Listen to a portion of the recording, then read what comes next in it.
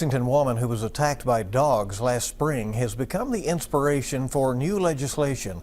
Kentucky Representative Chad All, a fellow Lexingtonian, has filed House Bill 212. Yeah, it will seek to punish owners of dogs who pose a repeated threat to people. WKYT's Jeremy Toms talked to Representative All about the bill, and he brings us the details. Sarah Bogaszewski was out for a walk on Glendover Road in March of 2022 when she was unexpectedly attacked. And two dogs got out of this owner's house, ran across the street, and attacked Sarah on the sidewalk. Lexington State Representative Chad All says the vicious encounter left Sarah hospitalized for days.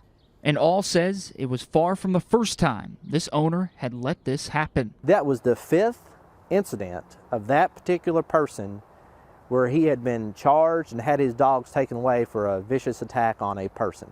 Sarah's story led All to do some digging, and he found a loophole in Kentucky statutes. You can have 3, 4, 5, an unlimited amount of times where your dog viciously attacks somebody else and nothing precludes you or stops you from going right back out and getting another dog. So he filed House Bill 212 to give the legal system a tool to punish these problematic dog owners who have repeat offenses.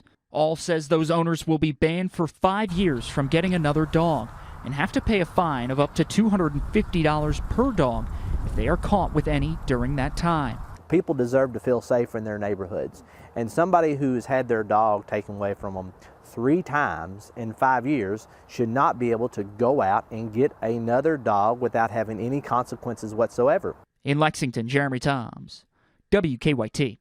Representative All says the 5-year ban will extend to those who are not mentally competent to stand trial. That bill has not yet been assigned to a committee.